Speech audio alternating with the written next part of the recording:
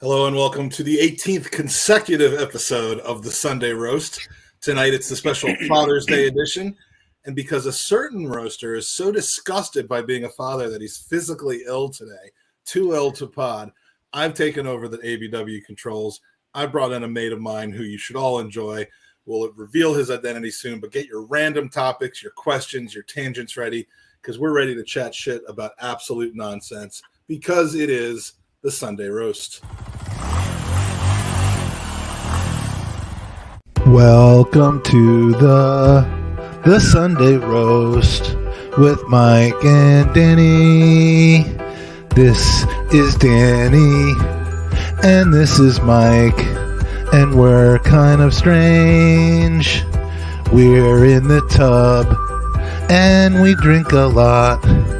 At least one of us does. This is not Mike's body, but that is Danny's, and that's really gross. Thanks for watching the Sunday Roast. We love our fans.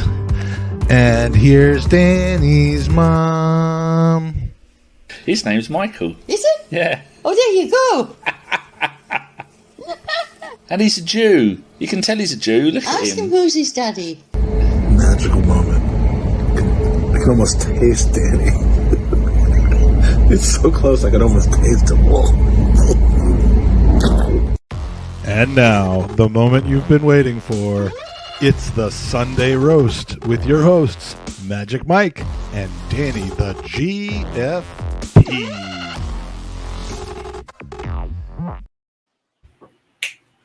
Sorry, not as advertised. No Danny the GFP, but we have another bald guy, not as much facial hair here. And so we are introducing tonight because my beloved life partner, Daniel Von Sweetman, is incapacitated this evening. So making his ABW and Sunday Roast debut, is a guy I've known for about 5 or 6 years. He's usually by my side, picking me up off the ground when I'm gallivanting around Europe, following the Arsenal. And the guy loves to talk about nothing in particular, which makes him a perfect candidate for appearance on the show. Welcome, Tom Rosenhammer, to the Sunday Roast.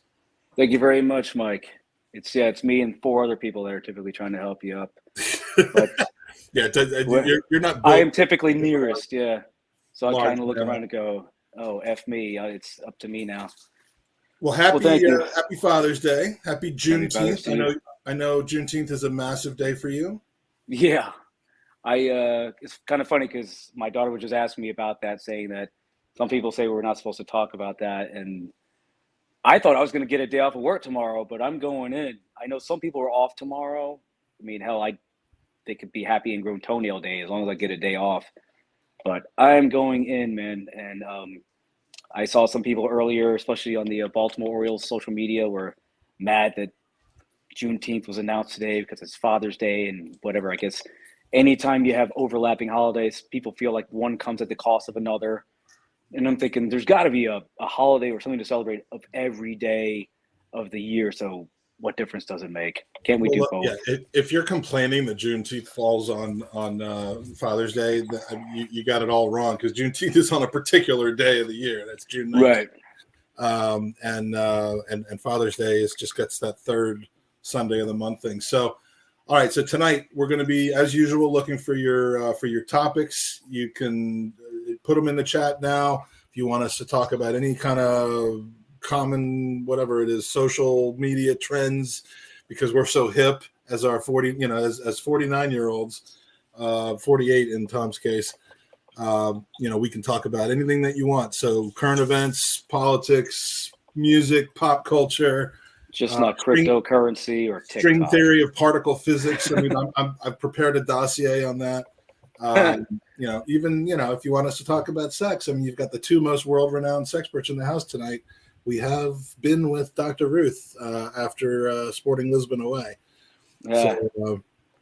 So that Phil Macca is not uncomfortable. I've put myself on the right, and then also fuck you. Mark is asking if Tom was in the band REM. He does look like he's in the corner, and I see the Michael Stipe thing, except you look slightly more healthy than he is, even though yeah. Yeah, and I actually like to eat, unlike Michael Stipe, who I think only likes to eat prescription drugs and diet water. Diet water. Yeah. That guy, I can't remember. Somebody quit in REM. I mean, I'm not really a big REM fan, sorry. They're one of those bands that I acknowledge that they're great, but if they come on and people like really start going off like, oh, that's such a great song, and going, that just doesn't do it for me, man. So quick. This will give a kind of a clue about how this show goes. Mm. Quick chat survey. Lift your shirt up a little bit, Tom, so we can see what you're wearing. All right, now Tom is a gooner. I know he's a gooner through and through, but you know, I bought an Oasis CD before I realized that essentially they are Manchester City. And now it's my theory that if you like Oasis, then you're not a proper gooner. I mean, you just can't. So I don't understand why you can only like the shirt, Sex Pistols or the Who or Dido. That shirt, you wearing that shirt helped them to sign Erling Haaland. And there's no two ways about it. So if you're in the chat, can you like Oasis and Arsenal at the same time? I'm pretty sure I'm in the minority on that, as I am in many things. But let us know. Shout out to people in the chat so far. We've got MJL, who was the first one in here. Moss is in here. Phil Macca, Mark McCreedon is in here. Somebody earlier asked if my last name was Irish, and yes, it is. I'm of the County Cork Rosenhammers. Let's hear you say Rosenhammer in your best Irish German accent. Irish German accent. Rosenhammer. I don't know. I can't do Irish. Hammer. How would Owen say it? Hammer? Like that? I don't know. We will never find out.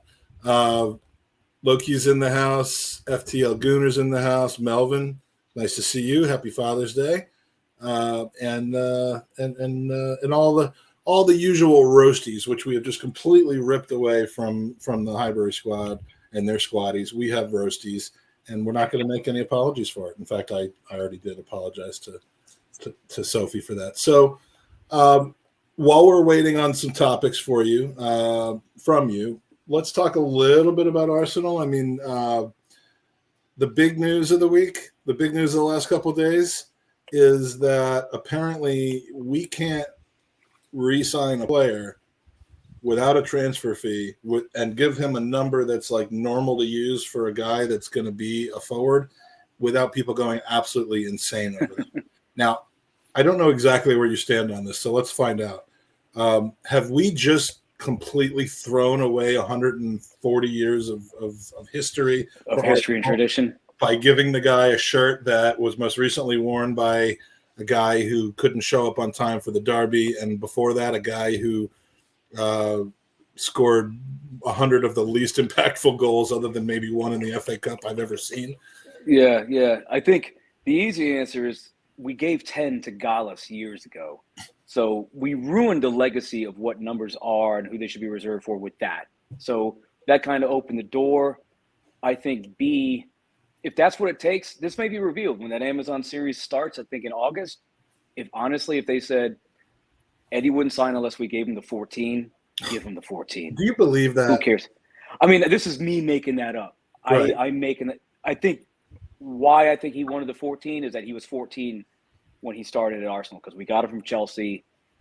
And then finally, why is 14 important? Henri wanted it because not Jordi Cruyff, that was his son, but Johan Cruyff wore 14. And seriously, Cruyff was okay. Yeah, he's the guy that made Barca who they are and greatest Dutch player of all time, etc. But that is why. It's not like it's Michael Jordan or somebody. So if he gets to 14, so be it. I mean, who else are we going to give it to? Honestly, is there anyone in the squad that's deserving of it? Is it supposed to sit there in a glass case like a Batman helmet or something? Yeah, I mean, I understand Thierry Henry. Like, believe me, I understand how valuable he was, but it's not. The 14 at Arsenal is not exactly in the same. I wouldn't put it in the same classification as the 7 at Manchester United, right? Or for England, or certain other shirts at Barcelona. I mean, look, it's not a shirt that. I mean, the 7 at Arsenal is more. I mean, when you look at who's worn the 7 at Arsenal, David Rocastle, Liam Brady, Alexis Rosicki. I mean, look, you're not always good. You're not going to get winners every single time. Right. But Although Alexis was a winner. I mean, to his faults with the dogs and the other stuff he got up to. But yeah. I mean, I agree. He was a winner when he won. Yeah, and he is. Say, for instance, our squad always plays down to people's levels. Yeah, Alexis was a guy who was a 9 every time he went out there. Was effort. You could rarely say he was bad. I mean, yeah, he would give the ball away and miss, but I mean, he was always dangerous. Whereas some of our guys, Odegaard or Eddie, even Eddie's probably the worst. Sometimes, like you watch Eddie for 20 minutes sometimes and just know he's not going to have it tonight. It's not coming, and it's very easy to tell sometimes with him. So, yeah, I think a lot of Americans don't understand because they say stuff like they should retire their number. In England, they don't retire numbers. That's an American tradition. Yeah, and someone you don't retire numbers. So there's this thing where I guess you should only give it out to people who. I mean, so essentially, we can only give the 14 to somebody now, if to reward them for their past successes. Is that what we're hearing? Like you can only give it to them. You can only give it to people when Instagram commenters that say sign some players, when they give the approval, then it's okay. That's because honestly, man, I mean, my all-time favorite entitled firm. Yeah, my all-time favorite player is Tony Adams. And since then, the 6 has gone to Koscielny. I was okay with that. Yeah, that was not good.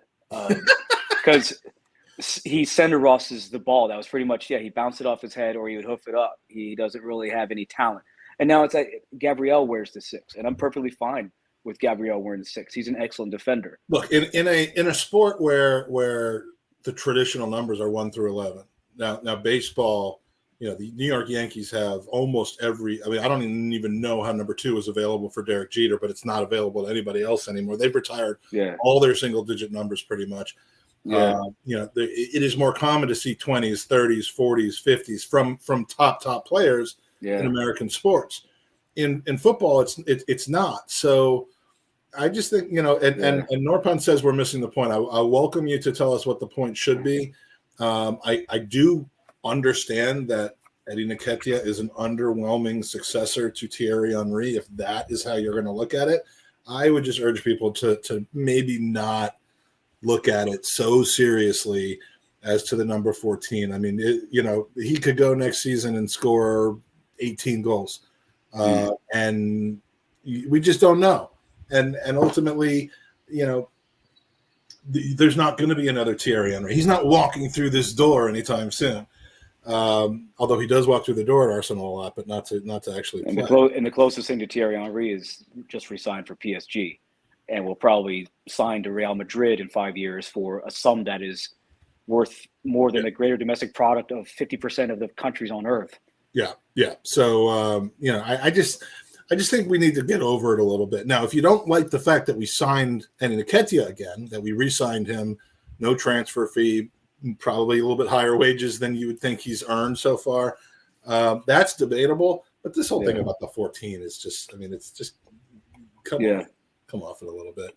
Some of our fans are going to complain about anything. They wake up in the morning. He will be on the bench, except for probably some, Europa League games. Yep.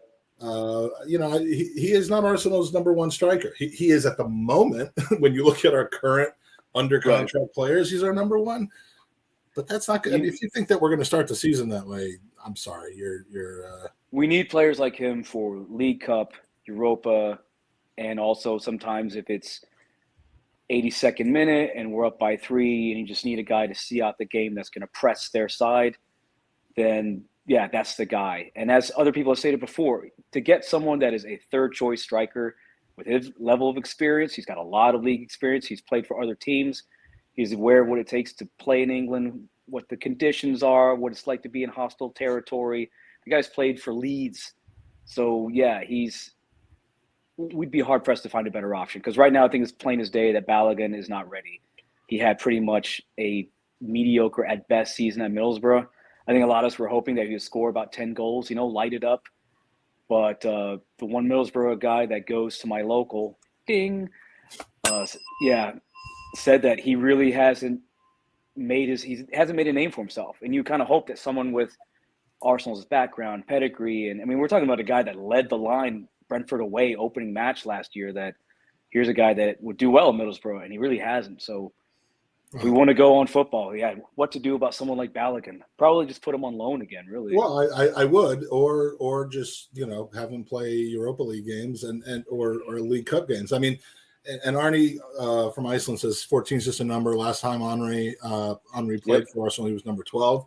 That's true. I mean, we all know why that was. I mean, for a loan spell, he wasn't going to unseat Theo Walcott wearing the 14.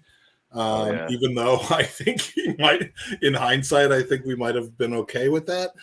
But the best idea of all comes from Mark, who says we should give him the 13.97 so that, it's the 14, it's 13 until he's 14. That's how it works. But but it rounds up to 14, but it's just not quite 14. I think that would be probably a good idea. Mark McCrudden says, Champagne Mike, what are we celebrating? It's Father's Day. And my family, even though neither one of my two kids are here, one's gallivanting in Santorini today and coming home to London right now. She's at the airport.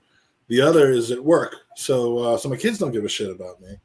But my family, my wife and my in-laws, we had a nice afternoon and brunch, and it's a champagne kind of Sunday. And because tomorrow's a holiday, it doesn't matter. I can do this. Not that I wouldn't if it wasn't a holiday. So yeah, let's name all the people that Eddie is better than. Just the contribution he's made in the last 5 or 6 games of the season, and that might be a Joe Willock purple patch, or it might be the beginning of something where his confidence is, to be able to finish goals and be a valuable, probably second striker. But we'll find out. But he's better than Park Chi-young. He's better. I would say he's better than Chamak. That's a tough one. Ooh, because wasn't Chamak leading scorer in the league? Yeah, I just took a 442 magazine has quizzes every month, and the one I looked at most recently had his picture on there. And typically out of 20 questions, I only get about 3 or 4. And this one was his picture, and it said he came from what club? Bordeaux. And then I'm pretty sure that he was leading scorer for them. Bordeaux. He saw more than you know. And he was actually decent because RVP was out with an injury, and then we brought in RVP, and then it was just one of those head case things where his confidence was shot, and he never regained his confidence. And I think he wound up at Palace. And he played at Palace, and that was a disaster. And then his hair started falling out, and he started putting this product in it. And I famously said that it looks like he's got placental fluid in his hair. Like he looks like a newborn when they go. Apparently, when you rub that shit on anything, it makes it better. So, why not? Right. As someone who doesn't have any, don't put once it starts to go, don't put any product on there. Wash it with baby shampoo if you have to, because you see dudes that their hairline is worse than mine. Once it starts to go, man, don't put anything on there. When I finally shaved my head, I took that as a reason to no longer have to shower anymore. So, well, you definitely have to shower. I mean. If it's a-hole crotch and teeth. No wonder my wife hates me. Yeah, exactly. All right. Is Eddie better than Gervinho? Different position, but no. And I'll tell you why. And this one always pops in my head is when Eden Hazard came from the same club as him. Well, yeah, we got the wrong guy from Lille. Yeah. Well, if I'm not mistaken, this is another one of those typical, which will segue into a nice topic after this, but if I'm not mistaken, Eden Hazard was on our radar, and in typical fashion, as 100%. Chelsea used to do all the way back then, they would pretty much follow our scout around and then just copy him, kind of like Mark Zuckerberg does. Oh, look what Instagram's doing. Let's buy them. And, Instagram, we're not doing what Snapchat except does. He bought them instead of dithering and delaying and losing them to the competition. Although, Instagram stories were stealing from Snapchat. We were 100% almost ready to pull the trigger on Hazard, and he was like, "Yeah, I'm going to stay an extra year." And that year, he lit up Ligue 1, and he became too rich for our blood. And part of me was happy we didn't get Hazard because he did this obnoxious commercial for Nike where I don't know if you remember it, and he had these cue cards. He's like, and the caption was, "Where will I go next year?" And he's like, no, I won't go there. Oh, that's interesting. So he's LeBron James now. He took his talents to Fulham. And that was like 3 months before he's going to leave. And I'm thinking, if you're one of his teammates, man, how do you feel about that? But where I was going with that is Eden Hazard famously said the best player I ever had a teammate, who was lighted up in training. He said it was Gervinho. He said Gervinho was lights out. And then Gervinho went to Roma afterwards, and he did all right, kind of like Mkhitaryan has done well there. I mean, and kind of like Pepe is going to do wherever he goes. Yes, Pepe is going to, if he leaves us this summer, he's going to have a very good season wherever he goes. Yeah. And that doesn't mean that Arteta is an asshole for freezing him out. It can not work at one place and then work at another. And Pepe's style, I think, is he's just one that I mean, we really should have. And this is me usually going against what I normally say, which is, just trust that these guys know what they're doing. We should have gotten Zaha instead of Pepe. I don't think there's any question about that. Yeah, I don't know. I'm torn. Although I don't love I don't love Zaha. I think he's a diving, ticky-tacky kind of step over merchant. And I don't love him, but he's Premier League ready. He knows what he's doing, and he would have been. You and I saw him live in person like 3 times. I think 3 years ago. We went to saw him at Everton. Because every time we saw him, I remember the Palace fans, whenever he got fouled, the Palace fans always saying, "He's just too good for you. He's just too good for you," which is okay. Same old Zaha, always cheating.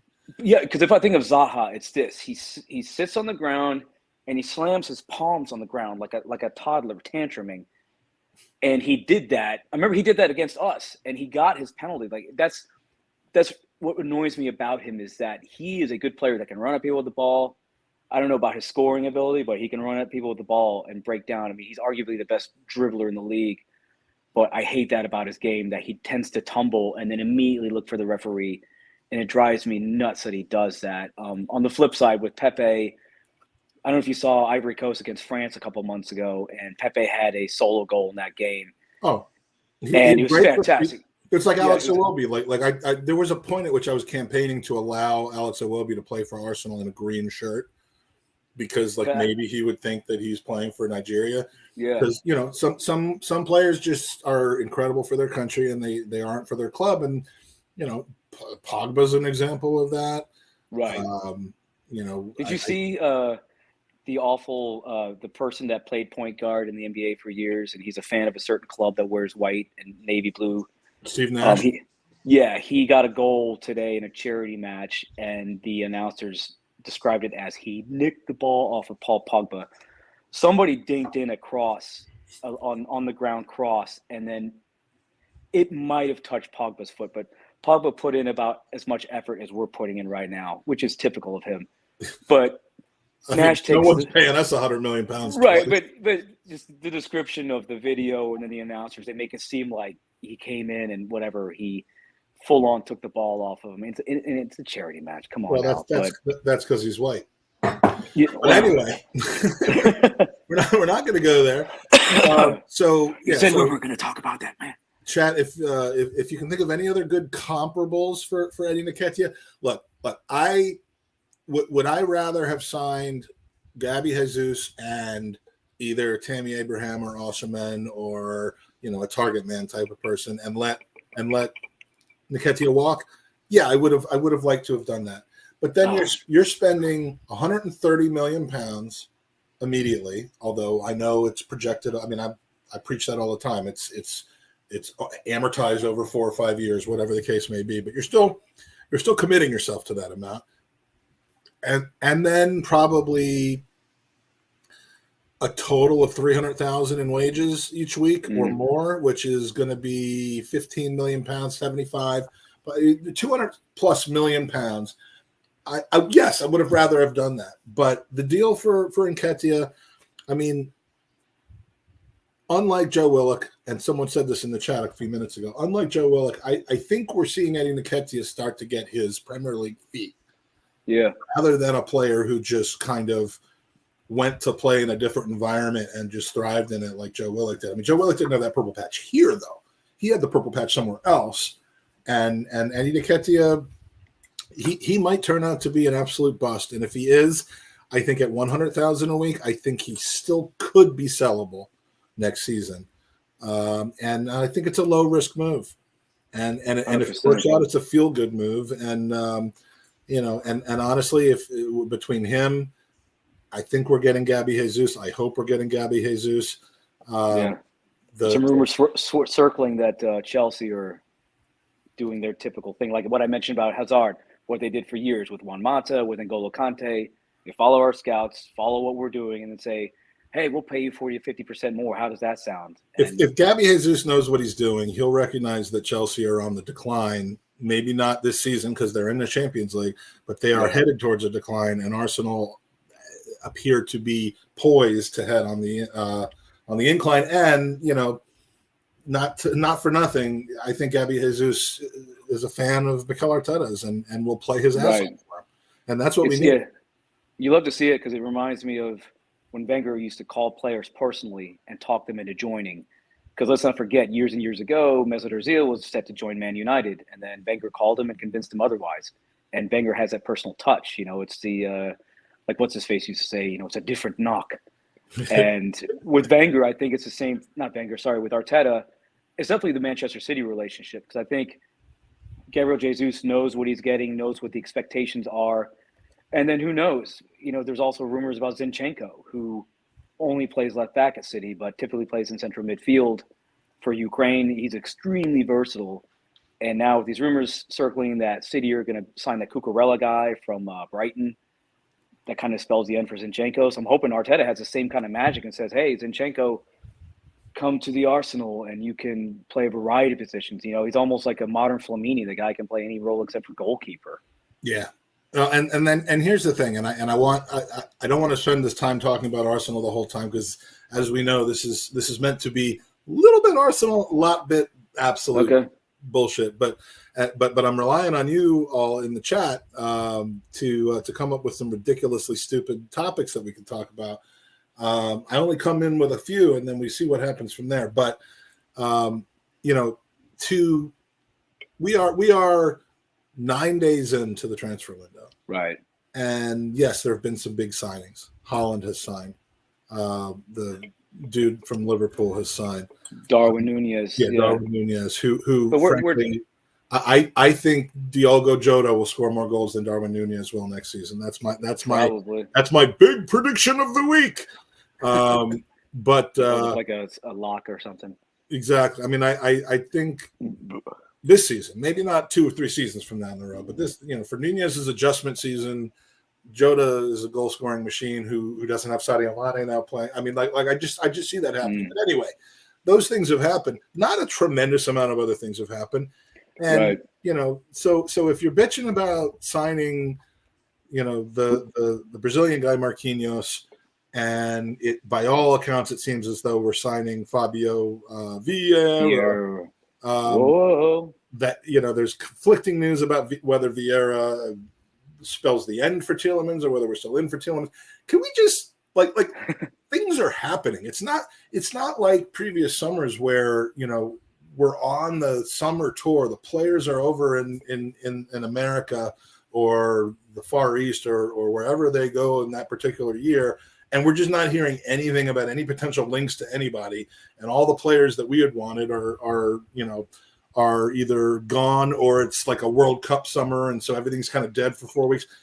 Right. We're moving and shaking right now. So when we talk about Nketiah re-signing, instead of looking at it as a vacuum as, oh, he's our number 2 striker, or maybe even our number 1, if you're losing faith that we're going to sign Gabby Jesus or somebody, instead of that, why don't you look at it as part of an entire plan where maybe we're not spending massive money on 2 transfer fees for strikers, because we are doing that to reinforce our center midfield and get a proper left back cover so that we can, I mean this guy from Ajax, the Butcher, Lisandro Martinez, the Butcher. I mean, if he doesn't get red cards in every 2 games for being right. Zaka, then I think that could be a very useful kind of piece in the puzzle, because he can also play multiple positions and allow Nuno Tavares to either go on loan or play a little bit further forward as a potential winger in the Europa League. So, I mean, just you don't have to have an opinion about everything all the time. Why you gotta have an opinion? What kind of business is Arsenal running right now? I mean, come on. And it's interesting you mentioned the World Cup because we should be watching the World Cup right now. And typically in a World Cup summer, that's one of the reasons the transfer market is slow. Is people say, I just want to focus on the World Cup right now, and then we talk afterwards. And right now, there is no World Cup, so we can talk about the transfer business. And what I'll follow that up with is what I love about us right now is A, we're getting business done quickly, and B, we're also getting business done with players that really weren't on the radar. Because this Fabio Vieira thing went from 0 to 100 so quickly. And I mean, I think I threw this in one of our group chats that I had seen the guy's name twice in my life, and both times were connected to Manchester United.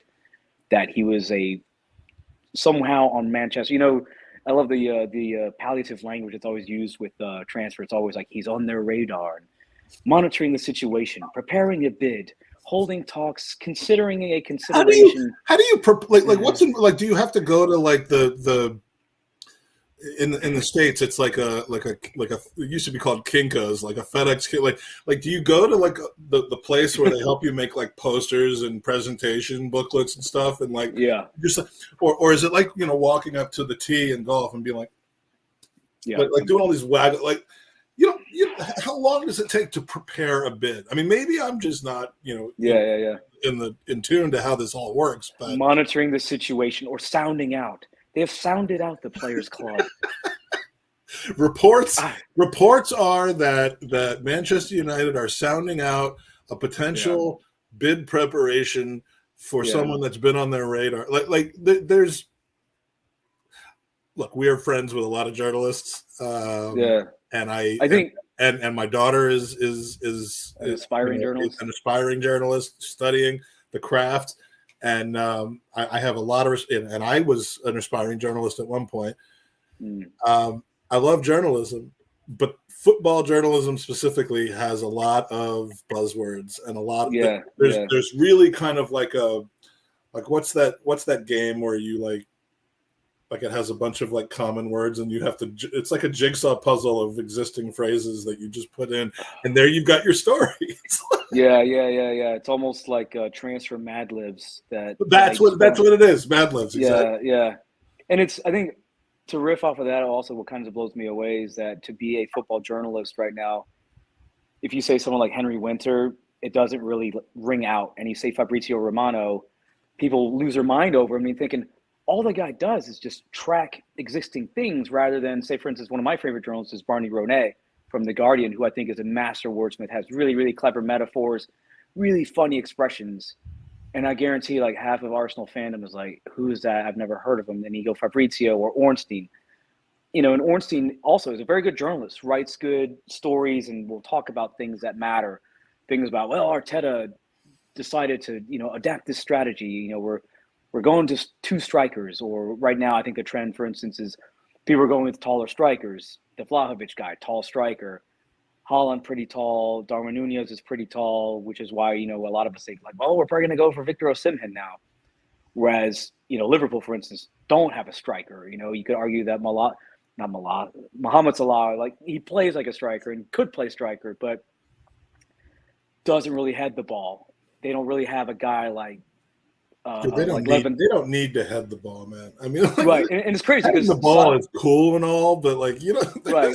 And Sadio Mane is all of like 5'9", 5'10", and he probably heads the ball as much as anyone for that squad, which kind of speaks well for like if we sign this guy, the Butcher, because the Butcher I think is also only supposed to be like 5'9".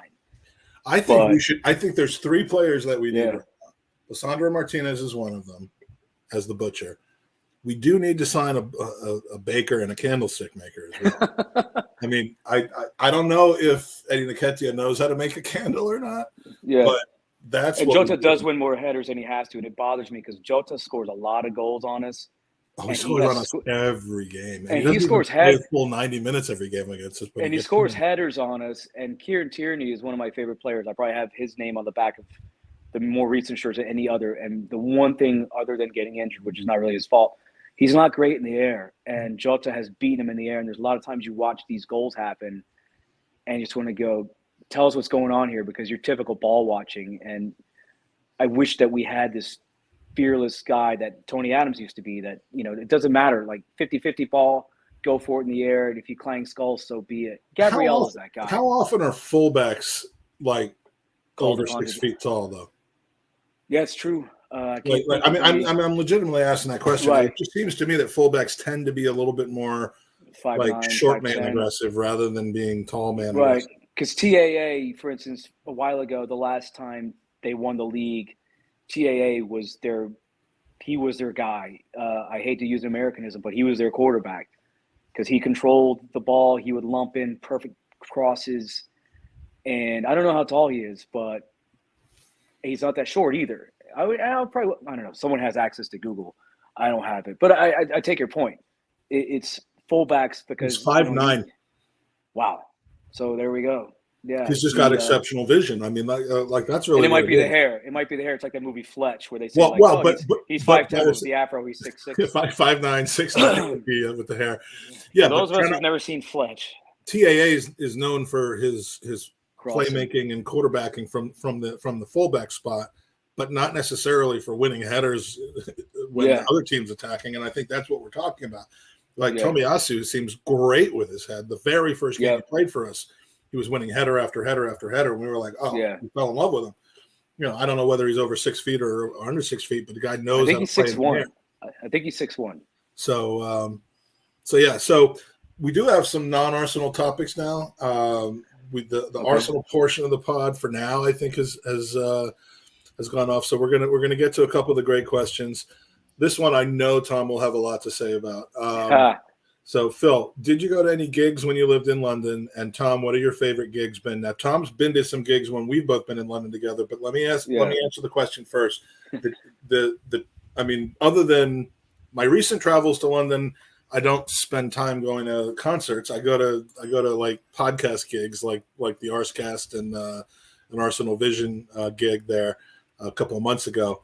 But when I lived there, I did go to a number of concerts. The most daring / unusual, unexpected one was De La Soul at the Brixton Academy in 1990, which was fun. I also went to Wembley Arena a handful of times. I saw Aerosmith. I saw Don Henley. Should have kept that one to yourself. Probably so. I mean, these weren't all my idea. Did I go to any others? No, I don't know. I'm not a huge concert guy, but you know who is? This guy. Who has a bald head, 2 ears, an Oasis shirt, and 2 AirPods in, and loves going to concerts. Yeah, that would be me. You were just, when we were over there, you were going to a couple of gigs, and then there was that one that you wanted to go to at the Royal Albert Hall. Yeah, so the first time you and I hung out over there together, I think it was 2018. I forget the exact year, but we were walking around, and Paul Weller was at Royal Albert Hall, and I tried to get you and Rob to go. We had no interest. And looking back, I should have gone because I love Paul Weller. The Jam is extremely influential, and if you're American, I guarantee you probably never heard of the Jam. You probably heard the song "Town Called Malice." It was on that TV show about the zombies, the first zombie show, not the other 18 that have spawned off of that. Paul Weller is still a really, really good solo artist, and when he plays live, he'll break out 1 or 2 Jam songs, and the crowd always erupts for those songs. This past time I went to see Richard Ashcroft. Was that the one that we bought the tickets for at the train station after the Watford Liverpool game? Yes, and And you disappeared for an evening. Yeah, I had a fantastic time. I love Richard Ashcroft. I love the Verve, and what was great about that show is what was kind of funny about it. You go in and everybody, it was like all the football lads went home and got their misses and went to the Richard Ashcroft show. So it was all shaved heads, Stone Island shirts, and Adidas trainers, Adidas, Stella cans. And for me, I like pretty much everything he's done as a Verve singer-songwriter and solo artist, but I really, really wanted to hear the song called Sonnet. And then he did that third song in, and that for me, I was like, I could spend the rest of the gig just relaxing and enjoying because he played the song I really, really wanted to hear. There's other bands I wanted to see. I think the second to last time I went, I really, really wanted to see this band called The Rifles. Not many people know about them. They're from London, and it was the same night as the meet and greet at the AFSC clubhouse. and I had a really hard time getting an Uber from the train station. And then I just bagged it. I thought I could get tickets at the door anyways, but it was one of those nights that you look at your Uber and the guy's within like half a mile, and then he just ditches you, and you try to get another one, and they ditch you, and then you start thinking about, all right, I'm gonna have to take the peasant wagon on up to North London from here. And so the Rifles, Joe Fisher and I were thinking about going to see this band called Black Dahlia Murder, who are a death metal band. They were playing in Kent. But I was leery about. I'm a huge fan of them. Yeah. Unfortunately, their singer committed suicide, I think, 2 months ago. Yeah. It's because I became a huge fan of them. I mean, I'm all over the place. I listen to everything except for modern country and mumble rap. Oh wow, I know the Rifles. That's awesome, man. Mark hook up with Tom, RVA Gooner on Twitter. Yeah, I love the Rifles. They have an acoustic record that is really, really good. And I think a lot of their songs are better acoustically because you pay more attention to the melody rather than anyway. I'm trying to remember. Tom is like the most like eclectic. I mean, he music is his life. Now, music. I like music, but like I don't go I don't go hunting for it to find it, and like so my musical tastes are way. What are we looking at here? And we got the Beatles over here. Oh, okay, nice. And then I got I mean, like I love the Beatles. Beatles are probably my favorite band of all time, as Phil asked. I love the Beatles. Absolutely. I used to go to school. I used to go to school right like a few hundred yards from Abbey Road. Let's see. This painting over here. This is a painting a friend of mine's daughter did for me. If you Google image search Beatles in London, that is the photo. It's them in their early 60s look when they still wore suits and all that. The Beatles to me are as important as sunshine, water, and oxygen. They are. Ask anyone who's worth their salt, whether it's Madonna or any modern pop artist. I have a handful of friends that say they don't care for the Beatles. Hell, the singer for Lamb of God doesn't like the Beatles. And that's fine. You can say that. But I honestly think if people say they don't like the Beatles, I think they're just trying to be ironically cool. Because there was something I want to in punch there. a dude when he says he likes the Rolling Stones better than the Beatles. I mean, are you fucking serious? Yeah, longevity, sure, but like the Stones. I don't know. Right. Something bugs me about Mick Jagger. The whole thing and you can like both. I mean, the Stones are good. You can, but I don't. The Stones are very good, but I think as much as the Stones are good, I think a lot of their albums have songs that are just not. They're just not good, and also. There's lyrical content. You can't really look at the lyrics of a Rolling Stone song and say that is something that Bob Dylan would have written. And I get it. Beatles also have some really whimsical stuff. But that's what I like, though. I like the fact that you kind of wonder what was going on in their heads when they made this song. But yet you love it, though. Like trying to think of like Golden Slumbers and like I mean, some of these songs, it's just like, who comes up with this shit? Like I wrote some songs when I was young, and I actually have recordings of them of me doing Silver Nickels and Golden Dimes. No, they're the two songs are called Broken Love and One Day Last Summer, and oh wow, one of these days, after podcasting for 6 years, one of these days I will work up the confidence to debut them. They're kind of. I had no idea. Oh, I was going to be a musical artist, keyboardist. Oh. Yeah. Okay. But it was just like stuff. I mean, like there's like the words are like so obvious. Like okay, and I wrote them when I was 8.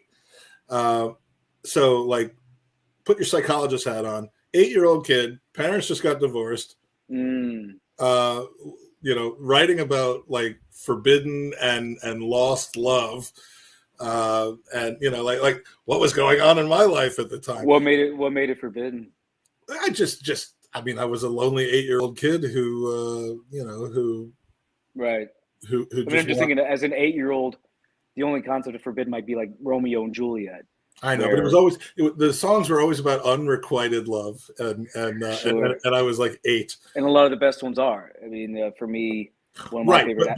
But my point was like the words. I mean, the songs are very basic. I mean, which I guess you could excuse because I was 8. But like when you look at the Beatles songs, like just the words, and the better part of that is watching that Beatles Get Back. The 8-hour documentary. Yeah, it was slow at times, but I really enjoyed it because of how much of the process it showed. Mm-hmm. Yeah. They're writing these songs. One of them comes with like a skeleton of a song, and then they sit there together. They work the music out. They change the words a little bit, but like no one was like, "That's the dumbest thing I ever heard." Even though they didn't always get along about stuff, none of them were like, what does that even mean? Get that shit out of here! Yeah. It was weird, but I just loved the process and the fact that they would all just buy into each other's little quirky, weird concepts, and especially when George Harrison would come up with some really weird stuff, and they would just he didn't get a great chance to write a ton of songs, which is why his single stuff was so fresh and new, because he was kind of unloading on the world what he hadn't been able to before. But like, I'm fascinated by it. That's something that, and also why he quit. I had no idea that he quit. To me, that was the most. He was being stifled in his mind, and probably legitimately he was. It is, yeah. It's almost like if you're in a football team, and it's like we got Bergkamp and Henry, and you're Freddie Ljungberg, or you're someone of that ilk, and it's like, well, I want to score some goals too. And then he probably had to realize. Well, like if you're Gabby Jesus and you just want to finally go express yourself. Yeah. In London. Well, he saw Haaland's coming, and they also signed another guy whose name escapes me, and I think he knows that he's third choice now. So come to Arsenal, Mr. Jesus, because this is one of the rare situations where somebody has age profile, the experience. I mean, he's a 25-year-old who's got a hell of a lot of experience in the Premier League, and I mean, I liken him not stylistically, but I liken him from a breakout potential standpoint, like I do Tammy Abraham, a guy who showed in small bursts that he could be a Premier League superstar, who understands the game. He's not going to shy away from challenges. He's not going to be like, oh man, this is different than it was in Italy or in Brazil or in France. Yeah, he's going to know. They're going to know the Premier League and be good no matter what. And speaking of breakout, instead of at 29, and you've got yourself a situation. Speaking of breakout, do you remember you were living in London when I was living in Europe? There was a pop hit back then, and the name of it was Breakout, and a woman sang it. It may have been Lisa Stanfield, something like that. Lisa Stanfield was "Been Around the World." And I. That was during that time period. What was Breakout? All right, anybody in the chat? There's a song called Breakout. Maybe I want to say the group had the name Sister in it, but it was like right there in the sweet spot of new wave 88, 87 to Breakout, like 90. Swing Out Sister, man. Yeah. Breakout. Yeah, now that was that one. No, I'm thinking Breakout, like Breakout. That was oh, I don't know. That song Breakout popped in my head. Because we were talking about the Beatles. I think the other thing that was really cool about the Beatles documentary was that sequence where they put the hidden mic in the cafeteria in the flower pot, and you get to listen to Lennon and McCartney scheme and plot about here's how we're going to trick George into rejoining the band. Yeah. And because you wonder, like, if they had known that they were being monitored, would that have gone down differently? And the other thing I thought was really unusual about that documentary was I had no idea that Lennon was such a class clown cut up, because you would have here in the US, you would have thought he would have been like so serious and like and like sounds like working class. You think he'd be like Hare Krishna the whole time. The guy that was more Hare Krishna than he was Harrison. George had the Hare Krishnas in the studio with him, but like I know that is so odd, because like imagine you're rocking up bing to rehearsal that day, and you're like, who are these shaved head guys sitting there? And for instance, and they were fine with it. Like they were curious, but they weren't like if we were doing like if we were doing a podcast, like when I came down to Richmond, because for those of you who don't know, which is all of you, Tom does a podcast that podcasts occasionally called the Richmond Gooners Podcast. They actually have a very professional setup. It's a love project. It's something they enjoy doing. They're not trying to. We recorded in our pub. I think that's what we wanted. We wanted to be different than anyone else.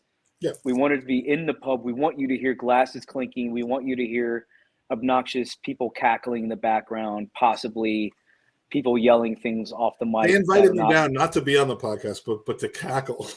Yes. They're like, no one cackles like you, Mike.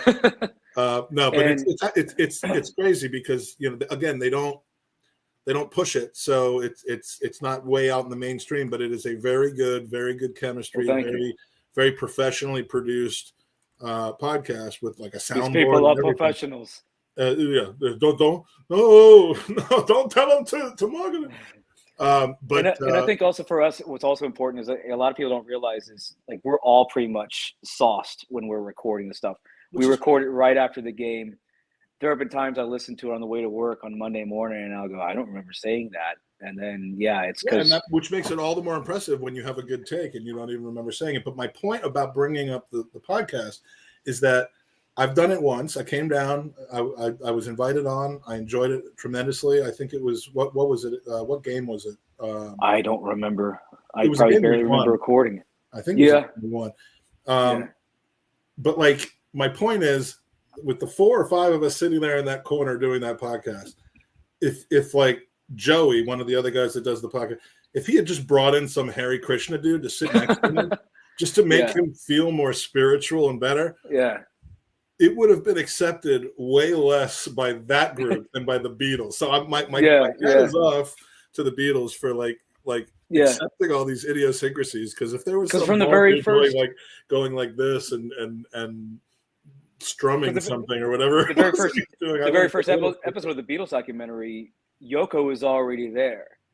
And I remember watching this with my daughter who's sitting behind me, and she's like, why is she there? Why is she there? And I'm thinking, that's probably what they were saying as well. It's because you want to go. And eventually, I think they did. Because Linda popped up, and I want to say they allowed Linda to get on the mic. Was Linda back then. Oh. Yeah. And also famously here in Richmond, Paul McCartney did a show with Wings, and a couple of friends might have a recording of that. And Linda's actually, when on these studio albums, you can kind of bury them in the mix. And in this performance of Wings at the Richmond Coliseum, you can hear her, and she should not have been on the mic that night. It was not good. She can't sing, man. Is it streamable? It's always been streamable, but you have to pay for it. I'm pretty sure if you went on Vumoo, VUMOO, they have everything on there. We neither endorse nor don't endorse. Or it's on Disney Plus, it's on Disney Plus. But this is a big announcement, Phil, because you haven't seen it yet.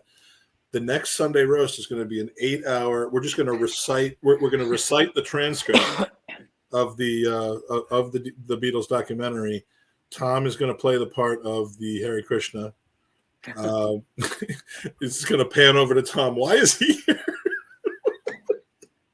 They're like, why is this guy here? And he's like, oh, he's George's friend. And they're like, okay. It's just love it. I mean, that must be, It's a weird thing because, that went on in the rehearsals. And I know, and I've watched a lot of documentaries about bands recording stuff. People will have groupies in the studio, which sometimes is cool, sometimes not. For instance, if you watch Oasis Supersonic, Noel handled everything, and man, you need to lighten up. And sometimes the other guys would go to the pub after their parts were recorded, and Noel will sit there and tinker and fine tune, and they would bring people back from the pub to just drink and do blow and carry on. And sometimes it worked out, and sometimes it didn't. Yeah. No Man City music's for me, man. I'm Arsenal till I die, my friend. Well, if people want to watch Arsenal, Johnny Rotten, whose real name is John Lydon, vocalist for the Sex Pistols. There is on FX, there is a series about the Sex Pistols that people can watch now. I think they just wrapped up the last episode. I don't think Arsenal is mentioned on it, but Johnny Rotten's from North London, and he's an Arsenal fan. The last time I saw a picture of him, he had a Arsenal suitcase. He's in the airport somewhere. He's about 3 times bigger than he ever was when he was in Sex Pistols. But yeah, I guess if you want to be Arsenal and rock and roll, you can only listen to the Sex Pistols, The Who, Dido. Forget who else is Arsenal. Oh, one of the guitar players in Foo Fighters, Chris Shiplet. Yes. 100%. Chris Shiplet from Foo Fighters. We tried to get him on the podcast. Who are getting ready to do something in London, I think. They're doing like a benefit for Taylor Hawkins. So I imagine they're going to have guest stars come up and play drums for them and do all kinds of songs. I'd actually be curious to watch this because He's a well-liked guy, and they're going to have some really, really cool artists show up. I'm sure they're going to get people, as high up. I wonder, like, if they're going to get Bonham to come up and play drums. I hope the Foo Fighters carry on. I mean, considering that Dave Grohl carried on after Kurt Cobain, I'm sure he'll carry on after Taylor. I mean, it's not that hard to play drums in Foo Fighters. There are probably a dozen guys out there. I suggested they should get Stephen Perkins, who played for Jane's Addiction and Porno for Pyros. Tremendous drummer, really, really talented. And a lot of times that doesn't matter. When you replace a guy, you want a personality. You want someone that you can be on the tour bus with for 11 months a year. And anyway, you heard it here first. Stephen Perkins for Foo Fighters. The Perkmeister. Yeah. There are rumors that the Foo Fighters are preparing an offer for Stephen Perkins. Yeah, Perkins is on the radar of. They're sounding him out because with a drummer you want to sound him out. They're literally sounding him out. All right, so we're gonna move on to kind of a week in review kind of thing. I've got the one big thing that happened. Well, two big things that happened this week in my world. Be thinking about anything you'd like to talk about or share, but the biggest thing of all for me was this. My dude, the fruit of my loins, which I want to throw up just from saying that. But fruit of the loom. Magic Jake, my 18-year-old son, graduated high school.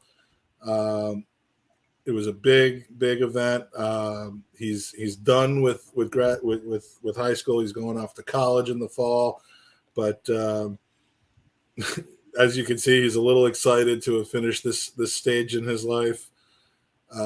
Just a really, really special day. This was on Thursday. Yeah, on Thursday. And here's the moment of truth. If anyone, if you don't want to watch, I suppose you should just turn off because I'm going to play it anyway. But here, I thought I had. Shit. Oh yeah, here it is. Jacob Aaron Thunder. Yeah! Woo! Dylan Thomas Ferguson. Avery Farrell Simpson. Stephen Jensen Black. Kristen Sean Anthony Brashola.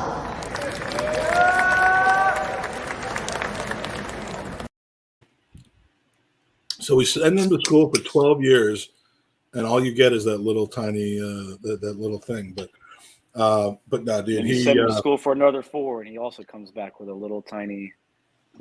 Well, hopefully it'll grow while he's there. Oh, you're talking about the diploma.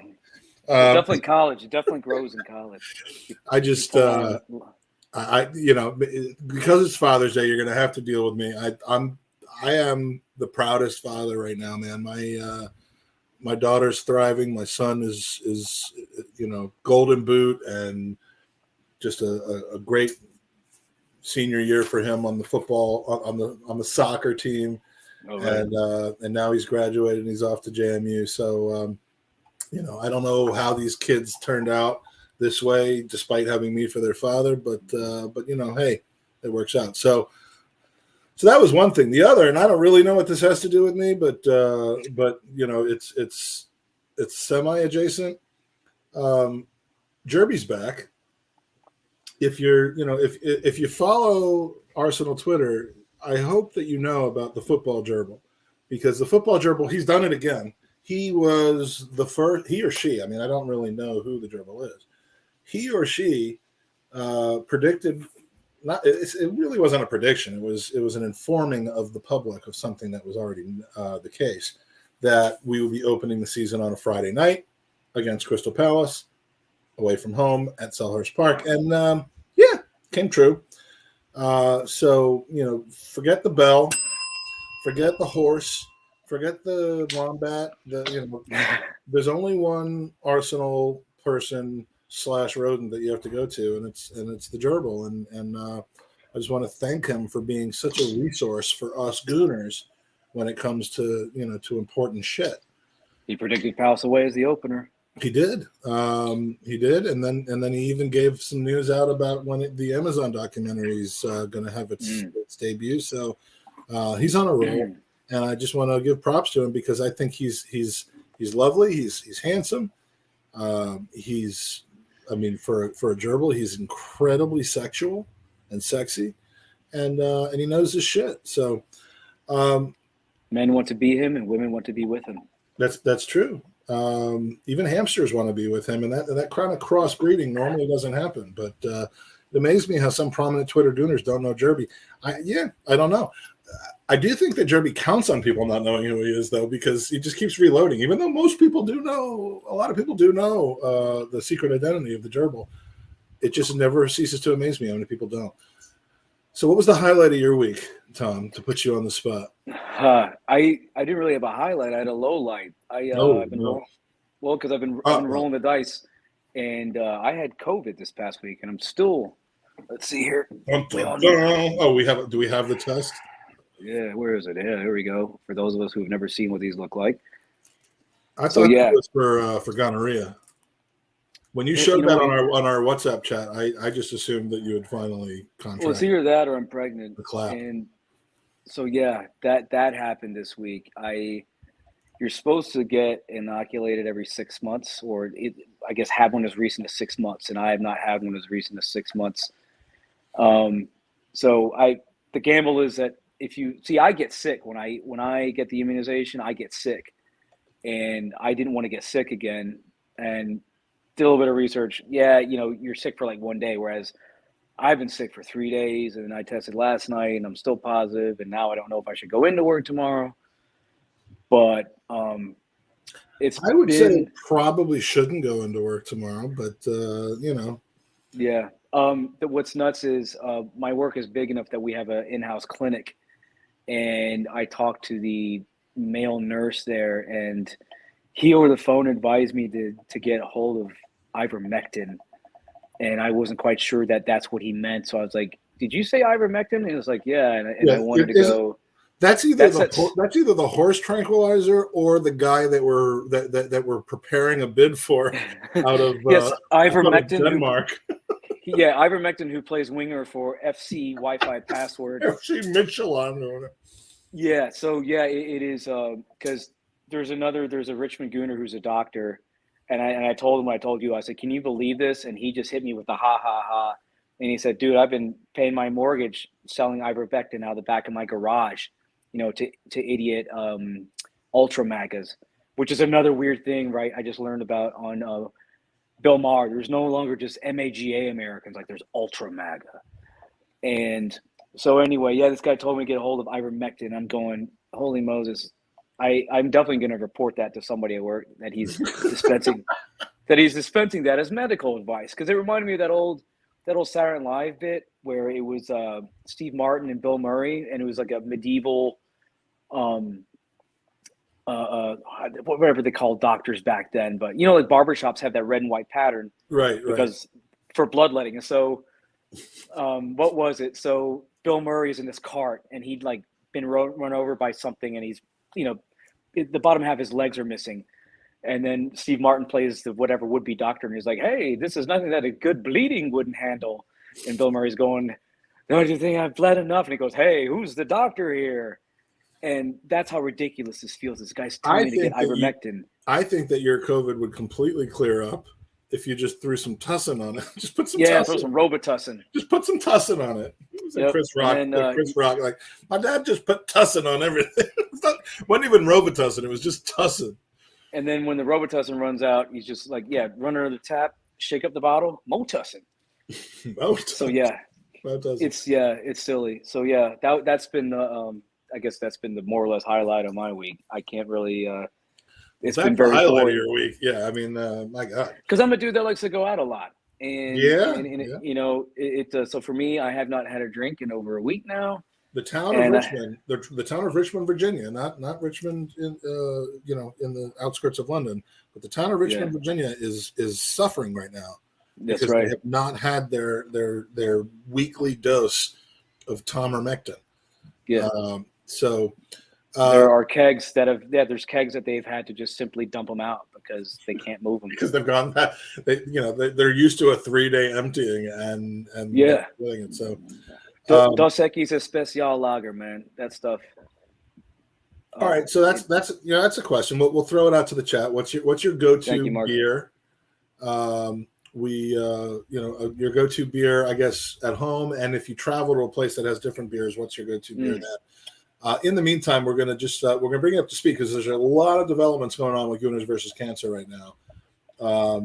The 89 shirt that we've been talking about, which, I mean, if you're not trying to win this, then go be a Manchester City fan. No, if you're not trying to win this, then I'm sorry, but this is going to go on somebody's wall, and it was going to be 500 entries. We're about 375 in, and I'm just going to cut it off at the end of June 30th. If we haven't gotten to 500 by then, whatever we're at is that, and we're going to draw it on the 1st of July. So the new piece of information about this is that this shirt that you're about to see is going to be available, but only when you make a donation at goonersvcancer.com before June 30th. So here's what you're essentially getting a chance to win, a very good chance to win, whilst kicking cancer.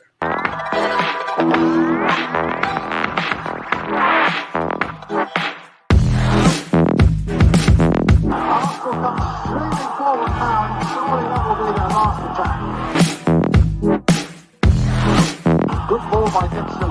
Finds Smith. The Thomas shot to the midfield. Thomas. It's up for grabs now. Thomas. Right at the end.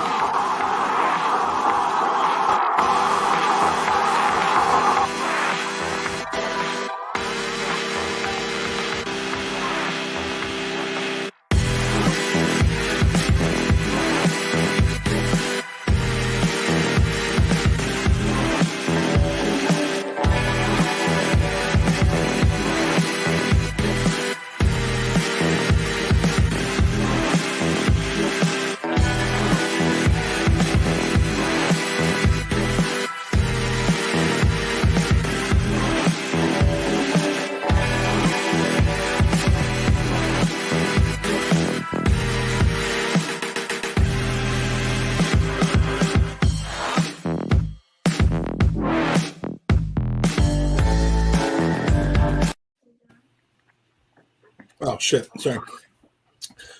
So that is the shirt. Yes, Arnie, you absolutely did. Arnie was a guy that I met in the Tollington when I was over last for the Gooners versus Cancer fundraising event. Everybody who donated at that event not only had a chance to win that night's prize, but also this shirt. So you are in the draw, Arnie, and a lot of you who are in the chat, I know, are regular supporters of Gooners versus Cancer. You guys are in. We're just trying to round out the fundraising for this, and we're going to do it over the next 10 days. And someone's going to end up with something that you literally cannot get anywhere else. This is not something where there's like 50 of them, or it's a print that you can get that's symbolic. This is a shirt that was handed from Alan Smith to John Lukic to Lee Dixon to Michael Thomas, back to Alan Smith, and to me. And this is the only way that you can get it. So hopefully, look, if you've donated already, there's room for more, but obviously we appreciate your generosity. But if you haven't, I mean, seriously, you need to start rooting for ivermectin rather than Arsenal. Because as Matthew D'Souza said, ivermectin will be the team that knocks us out of Europe next season. And I have no doubt that that's the case. They play in some suburb of Bucharest, I believe, in Romania. So as for the beers, we've got Mark saying Moretti. Oh, Nice.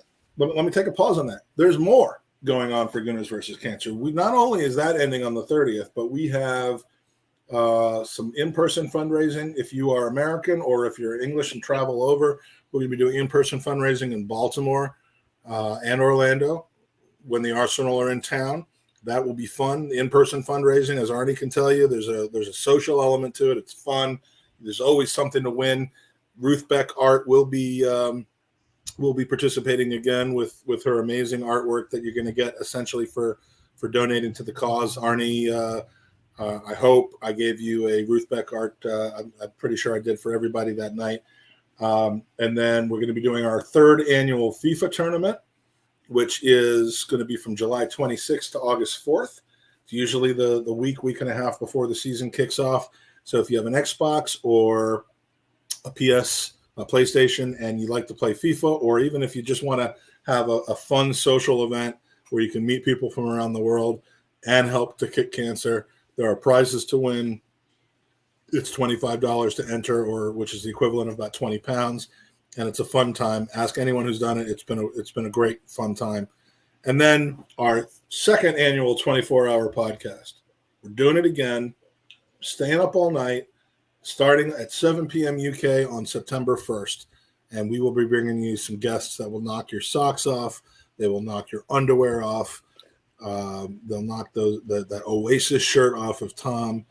I've seen Tom without a shirt on. It's something special. So if this show can do that, get your donations in. We will have top influencers on. We will have bottom influencers on. We will have journalists. We're even going to have some Jews on the podcast. Maybe some Arsenal players, some former Arsenal players. So clear out your calendar. Take another mortgage out because there's going to be even newer, more stuff to win there on that. And then a live event for September 1st in London. The evening of September 1st. Clear your schedule. Plan to be in London. More details about who will be there, why you'll want to be there, what you can win, and where it's going to be will be coming out over the next 2 months or so. But the evening of Thursday, September 1st, in between the Aston Villa home game and the United away game, that will be some shit. So let's talk about the schedule release. I mean, we talked about how the gerbil called it, but we were all on pins and needles trying to figure out how our start would be. And the Athletic has somewhat unscientifically, but more than you can really expect anybody to do at this point, looked at who has the easiest early season schedule, easiest first 5 games. And the way they determine that is essentially by reverse order of the table. They assign points based on where the teams that were playing finished last year, added a half of a point to for away games, because if you have 4 games out of the first 5 that are away, that's a tougher entrance. And the team with the easiest starting 5 games is the Arsenal. Now, no one's looking at that first. I mean, I feel kind of confident that we're going to break our vex here at Crystal Palace. And the only reason I feel confident, Tom, is because everyone thinks that we're going to lose. Oh. Like it's the contrarian thing. Yeah. We are so afraid of and I understand why. I've been at most of these ridiculous. I saw the home and away for Palace last year.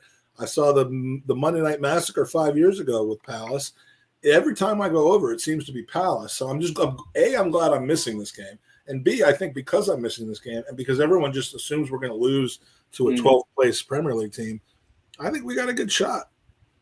Yeah, especially for me, the number one thing I'm thinking of is they don't have Gallagher right now. He reports back to Chelsea. And if we look at the number reason we didn't do well against him, Conor Gallagher. There's my Irish accent. Gallagher. Yeah, they don't say Gallagher. The type of guy I would like to throw Sopresseta at. Right, it's a tradition. I throw food at people on the podcast, and I have so he marked Ødegaard out of the game, and really showed how good he is because he got an England call up, and is part of that huge just largesse of central midfielders that Chelsea have. It's crazy if you look at Kovacic and how many really good guys they have in central midfield. I don't know how good Palace are going to be, although they might strengthen. Everyone's going to strengthen this summer. England always has money. Vieira is a very good manager. He's probably resourceful enough to pull some names from across on the continent that maybe not be on everyone else's radar. And, yeah, it's kind of a shame because I think out of the last 8 times we've played Palace, I think we've beaten them once. So they're our bogey team right now. They have the Indian sign over us, Mike. So It's yeah, the Indian sign. Yeah. Oh man, we're coming up with all the Britishisms tonight. No, we've been at 6s and 7s every time we played. Yeah. I'd like to think that hopefully I want to be in the ascendancy though the next time we play. Yes. Well, hopefully we don't have the same COVID nonsense. Last time, if we're talking about spin the wheel of excuses, we had COVID, we had Balogun starting, and Ben White arguably played the worst match he's ever played in an Arsenal shirt. I'd really like to think that's not going to happen next time. I'd really like to think by the time this game rolls around, we're going to have either Gabriel Jesus or someone better at scoring goals than Eddie Nketiah. I know right now there's rumors circulating that we have this war chest. So once again, we're war chest FC. You want to score against Palace because he could have gone there. Yeah. So we hopefully we're at full strength. I imagine we will be. I would like to think that we can beat Palace and put them back in the place that they always should be. A mid-table club, it's a shame that we struggle against. I mean, the entire league's going to be watching us. And I think if we have a full-strength squad where all of our players are available, even the defenders, people like Kieran Tierney, there is no reason that Palace could beat us. I think even the bookies are going to have to heavily stack the odds in our favor. There's nothing with Palace we know what to expect. There's that guy with the East Block name that's impronounceable that also looks like a little kid got a hold of your keyboard for a second. He tends to score on us. There really isn't anyone on the Palace guy that scores penalties against us every single time. Yeah. What the hell is that guy's name? He was hurt last time, and I actually thought that we could win that game. And then, of course, there's going to be Zaha doing his thing, sitting on the ground, flapping his palms on the ground, going, "Where's my penalty?" It's going to be aggravating because he's going to be doing his thing again, dribbling at people, fishing for penalties. I mean, I know he got a penalty against us last time. God, I forgot who scored against us last time. It is just Mihailovic. That's the guy that takes the penalties, right? Yeah, it's a really long, like it comes like on the back of the shirt. His name comes all the way down the edge of the sleeve. Jan Hesselhink von. Yeah, it looks like someplace Clinton would have bombed in '96 outside of Belgrade.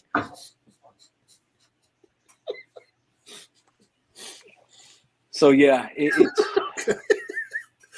hopefully it'll be a Fabio Vieira assist party. That's masterclass. Yeah, Icelandic fans will come over in 40th birthday trip next season. I hope I get a ticket to that trip. Hey, Arnie, if you're in London, let me know if you need. I mean, I have limited influence, but I might, if you're looking for a game ticket, I might be able to set you up with that because you're a top gooner. I'm a bottom gooner. I'm a bottom influencer, such like Danny. But he's got a nice front bottom. A nice front bottom, as we do. So we're going to get ready to wrap this up. Any other topics that we need to talk about? Did we want to beat the Basuma horse to death, or is that already run its race? Well, we talked about it on our Friday night review on the Gooners podcast. I mean, it's done and dusted, right? Yeah.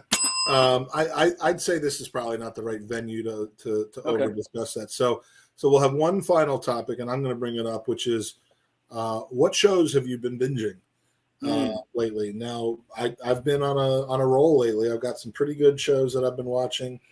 So I'll throw one out there, but you in between your visits to dining establishments that serve alcohol and concerts, do you watch a lot of TV or I do, especially with me having COVID this past week. I've watched a lot of television, a lot of movies, a lot of television. So I'm going to throw one out, and then the chat throws one out, and then we'll get one for you, and then this will be kind of where we leave it over the next 10-15 minutes or so. Okay. I just finally caught up and finished. There's 6 episodes left, but Better Call Saul. What great show! I watched Breaking Bad. I was a little bit late to the Breaking Bad party, and then I watched it and caught up and binged the entire thing, and I loved it. And then the Better Call Saul thing came out, and I'm like, this seems a bit desperate. Like they're going to make a whole new show out of this guy, and it's going to what is this? You're retreading an old topic. Yeah. I my initial thought was similar to like if you signed an existing player for $100,000 a week and didn't pay a transfer fee, and then gave him like the big spot on AMC. It was a little underwhelming, but Better Call Saul might be as good or better than Breaking Bad. As good, I'm going to go with. Not better, but like it is so good. And so I caught up on the first 5 seasons. Then I found out that the 6th season was actually going on now, and caught up on that. And so like the last 6 episodes come out in about a month or so. But Better Call Saul, fantastic show. Really, really, really good. And I just got to the end of it late last night, like 3 o'clock in the morning. So that's mine. Chat room, let us know if there's anything that you're watching. Tom, what do you what's been your go-to lately? The one I look forward to the most is on Apple. It's called For All Mankind. It's about space travel, and the premise of the show is that what would have happened if Russia had landed on the moon first? What were we going to do to top it? And so we eventually colonize the moon, and then we get into a whole thing with Russia on the moon, like full-on shooting at each other combat. So the Cold War ends up in a real war on the moon. Yeah, and then so they just started season 3, and the premise is that it would have accelerated space and technology so much that in the first episode they already had this hotel in outer space that people can book for things like weddings, and we're working on traveling to Mars. That's actually where Tom Canton's wedding is being held. I didn't want. I'm not really at liberty to give the specifics. Yeah. But.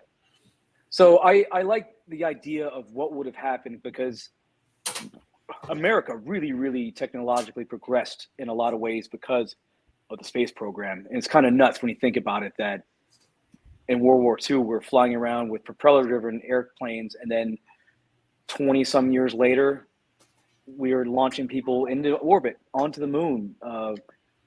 Stuff like Walkman, and like there's all kinds of stuff that exists because of space technology. So with this one, what they're working on right now is traveling to Mars. We're like still at war, at odds with the Russians, and we're now looking at who's going to be first to send a human to Mars, working on colonizing Mars. I think that show is really cool. I think if there's anything anyone should watch, Davis Simon is just a mini series. I forget if it's called We Run This City. I think it's called We Run This City. It's about cops in Baltimore, and it's based on facts. And I think people need to watch this, especially people that are part of that. Well, he shouldn't have, if he didn't want to get arrested, he shouldn't have done that. People need to watch that. If you don't live in a city, if you don't have a lot of interaction with cops, and you think that cops are always all honorable, and like a lot of Americans don't realize that people get killed by cops every day. There's loads of innocent people, and this show really goes over that, because there's people that are like, oh, that's just one case, and back the blue and all that. No, you need to see this, and then so it's more of like an expose than like a Wire type of thing. Then yes, I think it's a shame, because David Simon is always going to have to compare, or people are going to compare things, kind of like Coppola. People are always going to compare things to Godfather. Spielberg, it took him years to get out from under the shadow of Jaws. And with this one, The Wire had things like humor, and also little, he was the first one to do a lot of things on that show. And I think he made Baltimore a character. And a lot of other shows have since stolen that. Like if you watch maybe not so much Better Call Saul, but definitely Breaking Bad, you get a feel for Albuquerque, how Albuquerque is this like dried out, junkie ridden, like it's not a fun city. In Baltimore, you get a feel for what Baltimore is like. And with this one, you don't have that. It's very factual, and you just see why these cops started doing things that they did, stealing money, arresting people, taking their money, not reporting it, all that kind of stuff. Do you think speaking of Baltimore, we're going in 4 weeks from yesterday, Arsenal will be playing Everton in Baltimore. Yeah. It'll be a party atmosphere, but Baltimore, I like the city of Baltimore. I know you like the city of Baltimore. Baltimore. Will it be complete missed opportunity if Arsenal don't somehow involve Idris Elba in this? Probably not. Idris Elba, what was his character's name in The Wire? Stringer Bell. Okay. Yeah, I mean, there's no way that he's not involved in some way, shape, or form in this situation. It's a weird one because, say, for instance, when Michael K. Williams died, the first Baltimore Ravens home game, they played that song, "The Hunter in the Dell," which is the song that he whistled every time he was in an alleyway about to rob a drug house. So if someone as big as the Ravens does that as a nod to The Wire, you wonder if Arsenal are thinking about that. How can we relate this back to The Wire? And yeah, well, there's a second way that we can relate this back to The Wire as well. Yeah. So other than Idris Elba? Yes. Okay. I'm all ears, man. What is that? And it's a topic that we've already been discussing today. Oh, is it because Eddie Nketiah looks like Marlo Stanfield? Yeah. It is because Eddie Nketiah there's never been two human beings that have looked more alike. And trust me, this is not the whole. They all look the same. Yeah, this is not that. In your ultra MAGA shirt. This is not the getting confused between Chamberlain and Kieran Gibbs type of situation. Right. Eddie Nketiah literally looks like Marlo Stanfield from. They need to get Jamie Hector. Yeah, episode and Jamie 4. Hector. What was he in season 4 and 5, or just season 5? Marlo Stanfield. I think 4 and 5. Yeah, I don't think he made it into the last one. Well, whatever. He is Marlo Stanfield, and if Eddie Nketiah doesn't end up in some way, shape, or form like doing videos or, I mean, it's probably in bad taste to be like, oh, hey, we have a guy who kind of looks like this person. And well, that actor Jamie Hector is in that series. We Own the City that I just mentioned, and I know he's a New Yorker. No, I know why. I know Idris is a good one. That was my whole point, Mark. Okay, Mark, just like last week, you made a bunch of great points and then one, really dumb one, my friend. I've always been proud because that first commercial that Idris did for Arsenal, he's in the clubhouse, and if you pause it as I did, behind him on the mantle is a Richmond Gooner sticker. Oh, so like the Denver people were like, "Yay, Mile High Gooners, our scarf!" And I was like, "Yeah, but my sticker's right there." That's always been a point of pride for me. So breaking news. Richmond better than Denver. Tom better than Joey. 100%. His words, not mine. Quick question for the chat. And I know we're running a little bit long, and some of you have bailed, but I just realized about 5 minutes ago that I hadn't even plugged in my microphone for this thing. So I was using my like computer, whatever that thing is. Is my audio now better or worse than it was before? Have I discovered a way of actually making myself sound better?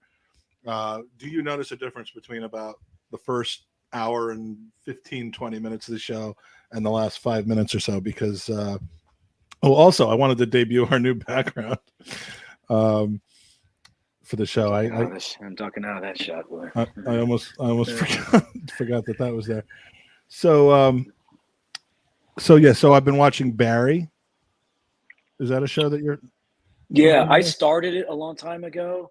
A very good friend of mine told me to watch that. It was one of those shows that after a while, there's only so many you can watch at once.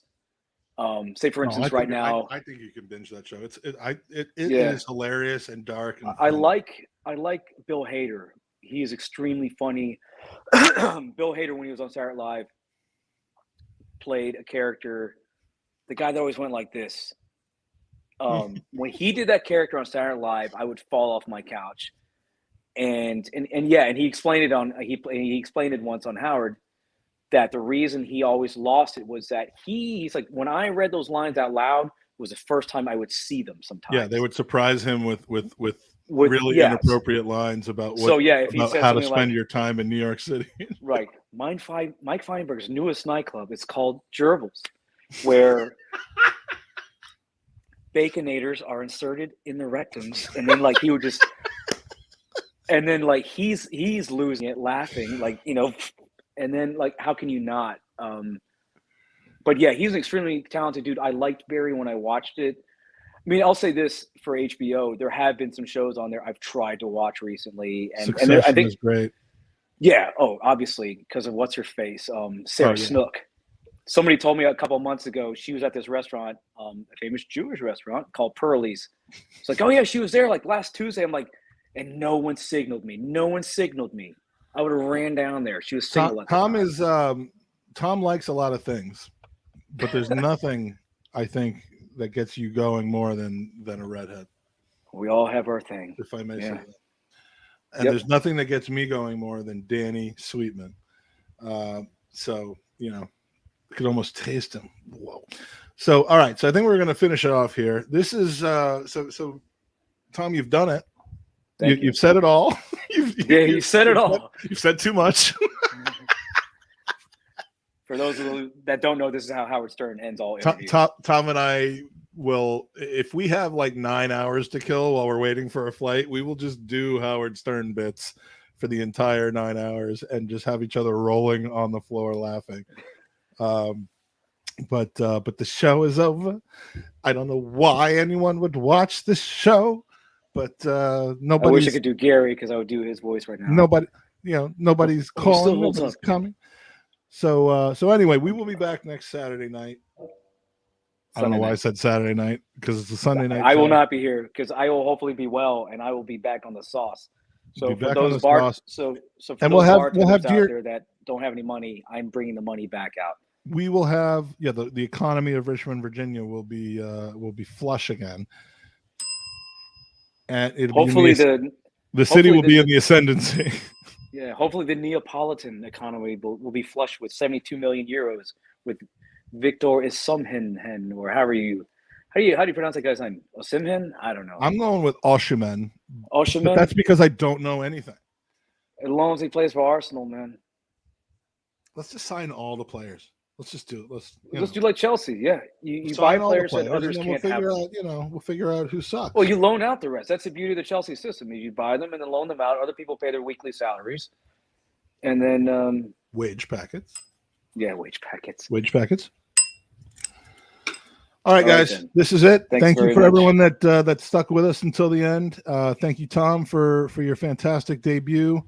You're well welcome. Soon, Daniel. Get Danathan, the Danmeister, and all we have left to do, besides say hello to this guy, is finish off the show with the outro, making its second appearance. So thank you for joining the Sunday Roast. Good night.